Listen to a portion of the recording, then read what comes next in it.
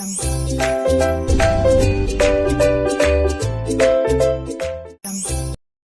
And welcome to my channel. तो आज की वीडियो में हम डिस्कस करेंगे इमोबिलाइज्ड एंजाइम्स क्या होते हैं एंड क्या क्या टेक्निक्स हैं जिससे कि हम एंजाइम को इमोबिलाइज कर सकते हैं।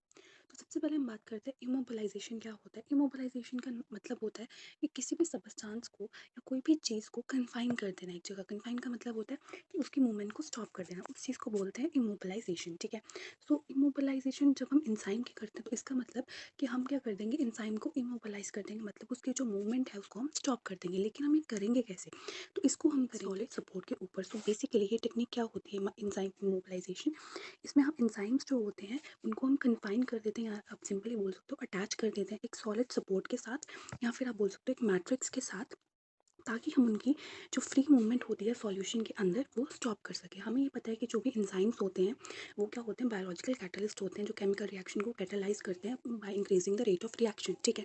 तो एंजाइम की जो फ्री मूवमेंट होगी सॉल्यूशन के अंदर उसको हम कैसे प्रिवेंट कर सकते हैं? उसको हम क्या कर देंगे, एंजाइम को एक सॉलिड सपोर्ट के ऊपर कन्फाइन कर देंगे, वहाँ पे हम अटैच कर देंगे ताकि सॉल्यूशन के अंदर फ्रीली मूव ना कर सके। ठीक है। अब क्वेश्चन आता है कि इमोबिलाइजेशन हम करते क्यों हैं? ठीक है, इसका क्या पर्पस है कि हम एंजाइम्स को इमोबिलाइज कर रहे हैं?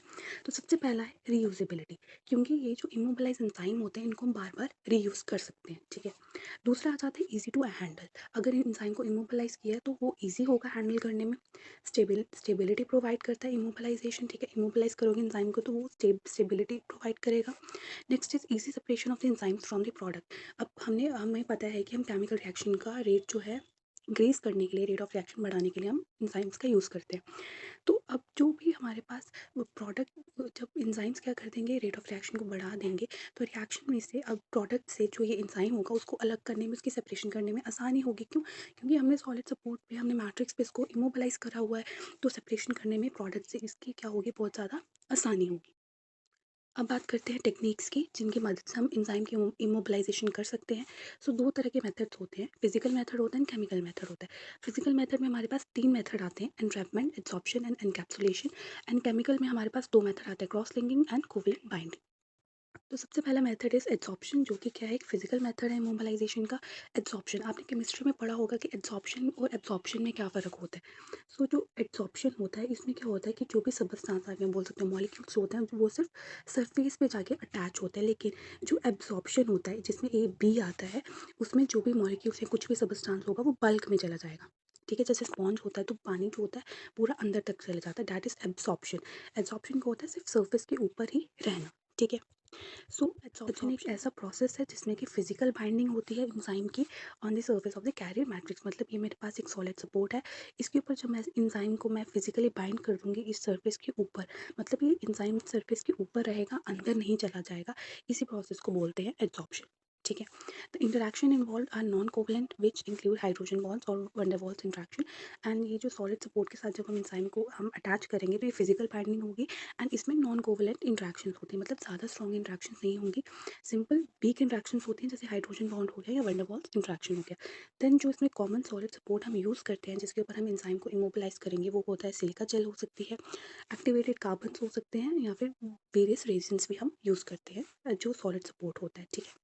एंड इसमें जो एंजाइम्स हम मतलब इमोबिलाइज करते हैं बाय यूजिंग एब्जॉर्प्शन मेथड, उसमें कैटालेज आ गया, इन्वर्टेज आ गया। ठीक है। नेक्स्ट मेथड हम देखें तो वो है entrapment. Entrapment is again the physical method of immobilization. इस मेथड में हम क्या करते हैं, नाम से पता चल रहा है एंट्रैपमेंट, मतलब हम किसी चीज़ को ट्रैप कर लेते हैं। और किस में करेंगे? ऑब्वियस सी बात है, मैट्रिक्स के अंदर करेंगे, क्योंकि हम यहाँ पे सॉलिड सपोर्ट, यहाँ पे मैट्रिक्स ही तो यूज़ कर रहे हैं एंजाइम को इमोबिलाइज करने के लिए। सो ये वो मेथड है जिसमें कि enzymes are physically trapped, enzyme को हम फिजिकली ट्रैप कर देंगे within the porous matrix, यहाँ पे जेल के अंदर। इसमें जो हम जेल यूज़ करेंगे वो कैल्शियम एल्जिनेट की हो सकती है, अगारोस जेल हो सकती है, या पॉलीक्रिलामाइड जेल हो सकती है। Enzyme molecule is confined with in the matrix in such a way that the substrate and the products can diffuse in and out easily, preventing the enzymes to move out. So ये जो polymer matrix होता है, ये jail होती है, ये porous material होता है। ठीक है। इसके अंदर हम एंजाइम को क्या कर देंगे, ट्रैप कर देंगे, लेकिन कन्फाइन करेंगे मैट्रिक्स के अंदर कि जो सबस्ट्रेट और जो प्रोडक्ट्स हैं वो इजीली बाहर जा सके, अंदर आ सके, लेकिन एंजाइम की मूवमेंट ना हो। ठीक है, लेकिन एंजाइम बाहर ना आए। नेक्स्ट जो मेथड है वो है माइक्रो इनकैप्सुलेशन, जिसको हम इनकैप्सुलेशन भी बोलते हैं। ठीक है। ये भी एक फिजिकल मेथड है जहाँ पे एंजाइम को इनकैप्सुलेट किया गया होता है with in this semi permeable membrane के अंदर, जिसको हम माइक्रो कैप्सूल्स भी बोलते हैं। आप सेमी परमिएबल मेम्ब्रेन्स भी बोल सकते हो, या फिर आप माइक्रो कैप्सूल्स भी बोल सकते हो। This protects the enzyme from the harsh environmental condition. ये जो सेमी परमिएबल मेम्ब्रेन्स या फिर जो माइक्रो कैप्सूल्स होते हैं, ये क्या करते हैं, एंजाइम्स को हार्श इन्वायरमेंटल कंडीशन से बचा के रखते हैं। एंड जो भी प्रोडक्ट्स और सबस्ट्रेट्स होंगे, सेम जैसे पिछले वाली टेक्निक में था एनरैपमेंट में, उसी तरह इसमें भी जो हमारे सबस्ट्रेट एंड प्रोडक्ट्स होंगे, they can easily move in and out from the membrane except the enzymes. Enzyme को छोड़ के बाकी सब अंदर बाहर जा सकते हैं। तो कॉमन इनकैप्सुलेशन मटेरियल्स हम यूज़ करते हैं माइक्रो इनकैप्सुलेशन के लिए, वो लिपोसोम्स हो सकते हैं, पॉलीमर मेम्ब्रेन्स हो सकती हैं, ठीक है। अब बात करते हैं केमिकल मेथड की, जिसमें सबसे पहला था क्रॉस लिंकिंग। क्रॉस लिंकिंग क्या होता है, ये वो टेक्निक होती है जहाँ पे इंजाइम्स जो होते हैं वो आपस में क्रॉस लिंक होते हैं। क्या होते हैं, जो इंजाइम होंगे आपस में क्रॉस लिंक होंगे इन द प्रेजेंस और in the absence of the solid support, ठीक है। सॉलिड सपोर्ट की प्रेजेंस में हो सकता है, एब्सेंस में भी हो सकता है कि जो इंजाइम्स होंगे वो आपस में क्रॉस लिंक होंगे, ठीक है। एंड एक 3D cross linked enzyme structure बना देंगे, ठीक है। यहाँ बोल सकते हैं 3D linked cross linkage enzyme aggregate बना देंगे, जो कि इनसॉल्युबल होता है वाटर में, ठीक है। एंड जो क्रॉस लिंकिंग होती है, ये किसकी मदद से होती है, it occurs by using the by functional agents, जैसे कि न्यूट्रलडाइड हो गया, कार्बोटिमाइड्स हो गया। ये बायफंक्शनल एजेंट्स की मदद से जो है क्रॉस लिंकिंग का प्रोसेस होता है। And the last method is covalent bonding. Covalent bonding नाम से पता चल रहा है कि इसमें क्या होगा, जो एंजाइम होगा वो कोवेलेंटली अटैच होगा सॉलिड सपोर्ट के साथ। पहले जब हमने फिजिकल मेथड पढ़ा तो उसमें जो थी वीक इंटरेक्शन थी, जो भी सबस्ट्रेट था, सॉरी जो भी एंजाइम था वो सॉलिड सपोर्ट के साथ जो अटैच था वो वीक इंटरेक्शन की मदद से अटैच था, कोई भी वहाँ पे इतनी ज़्यादा स्ट्रॉन्ग इंटरेक्शंस नहीं थी, ठीक है। मतलब सिर्फ एक एब्जॉर्ब था सॉलिड सपोर्ट के ऊपर।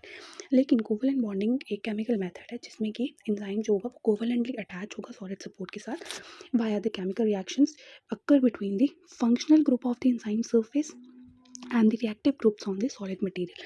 सो अब ये जो कोवेलेंट जो इंटरेक्शंस होती हैं, जो कोवेलेंटली एंजाइम बाइंड है सॉलिड सपोर्ट के साथ, ये कैसे बाइंड है। सो बेसिकली होता क्या है कि ये जो हमारा सॉलिड सपोर्ट है, ठीक है, फॉर एग्जांपल ये हमारा सॉलिड सपोर्ट है एंड ये हमारा एंजाइम है। तो एंजाइम के पास होते हैं फंक्शनल ग्रुप्स, एंजाइम्स के पास क्या होते हैं, फंक्शनल ग्रुप्स होते हैं। एंड सॉलिड सपोर्ट के पास होते हैं हमारे रिएक्टिव ग्रुप्स। तो ये जो फंक्शनल ग्रुप जो होते हैं एंजाइम के पास एंड जो रिएक्टिव ग्रुप्स होते हैं सॉलिड सपोर्ट के साथ, ये आपस में इंटरैक्ट करते हैं, जिसकी मदद से कोवेलेंट बॉन्डिंग हो जाती है एंजाइम के साथ, एंजाइम की सपोर्ट के साथ। तो जो कोवेलेंट बॉन्ड्स होते हैं बहुत ज़्यादा स्ट्रॉन्ग बॉन्ड्स होते हैं, ठीक है। तो इस जब एंजाइम जो होगा कोवेलेंटली अटैच होगा सॉलिड सपोर्ट के साथ, तो ये इससे क्या हो जाएगा, एक स्ट्रॉन्गर एंजाइम इमोबिलाइजेशन हो जाएगी। लेकिन it can affect the activity due to the chemical modification. Enzyme की एक्टिविटी को अफेक्ट करेगा, क्यों, क्योंकि अब केमिकल मॉडिफिकेशन हो जाएगी, क्योंकि कोवेलेंटली, क्योंकि केमिकल रिएक्शन हुई है, तो कुछ ना कुछ एंजाइम की एक्टिविटी में मॉडिफिकेशन हो जाएगी। तो that's it for today's video. यही था enzyme mobilization and their techniques. अगर आपको मेरा वीडियो अच्छा लगा होगा then please subscribe to my channel and like this video. Thank you so much for watching.